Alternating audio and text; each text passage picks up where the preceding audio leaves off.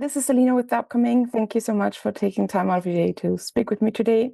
Yeah, thank you. Uh, I was curious because I know in the past you've spoken about this master plan you have for the series and likening the first two seasons to the first part of the second arc of a film. Is season three a continuation of the storyline and structure that you had envisioned for it? Yeah, I'd always envisioned that the third season is the season, most importantly, where all of the parallel storylines and different characters come together. And I think if I were to say one thing about this season that is completely unique and different from the previous seasons, in addition to like we see the apex alien for the first time, they're on a mission. It's a very different kind of plot and a more sort of propulsive plot. But the most important thing is that these characters have lived completely different lives from different countries, different backgrounds.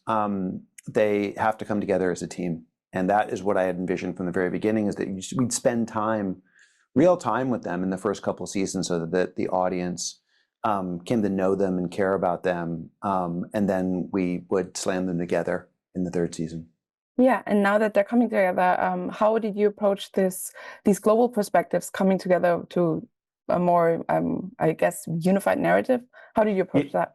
Yeah, I mean, I didn't want to lose the global perspectives. I wanted to make sure that everybody came with their different backgrounds and different contexts, and that part of the fun of the season is seeing the collision, the clash between those different perspectives and different personalities. And the question really is, if those different people can come together to form a team and complete this mission, and if they don't and they can't cooperate and they can't become a team, then the human race may become extinct. And if they do manage to overcome their differences and work as a team, then we've got a shot. Were there any particular challenges on specific emotional arcs, how to, I guess, time out the screen time for each character?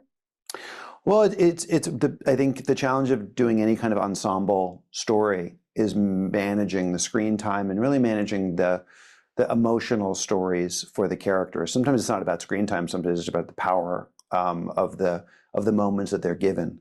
And that's something I learned it really. My sort of training ground for that was with the X-Men movies, because we did have ensemble characters and so many extraordinary actors and big characters that needed to be serviced in a short amount of time, because each of those movies was 2 hours as opposed to having the 10 hours I have in a season of television. But yeah, it is about giving them all enough interesting, dramatic dilemmas without sort of crowding each other too, because it needs to be modulated, because otherwise you just have a whole lot of like exclamation points. And I was curious, because you spoke about something about the aliens, you said something very smart about them not, the killing is not their main incentive. I was curious, how much of metaphors do you bring in while writing it onto our, I guess, true history of humanity?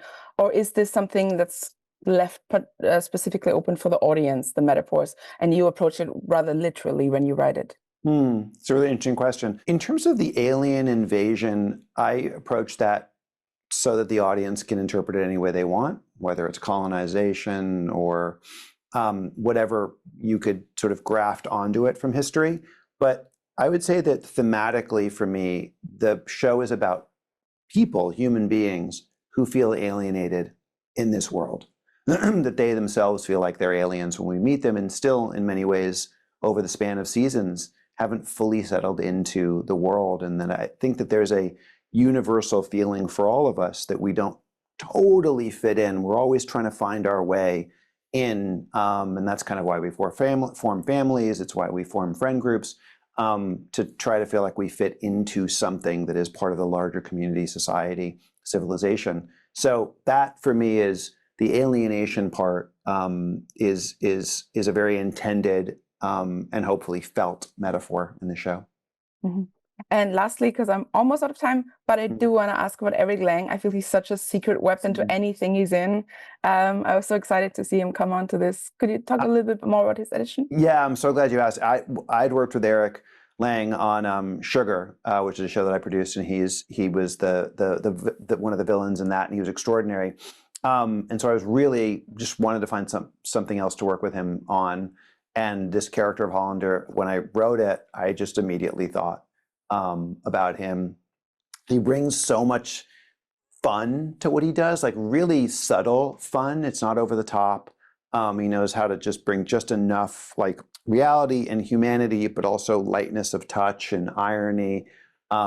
He has a really interesting, I think, that character who feels like an antagonist. And I think one of the things I wanted to do this season was have some of the obstacles and antagonists of the show be human too, not just aliens.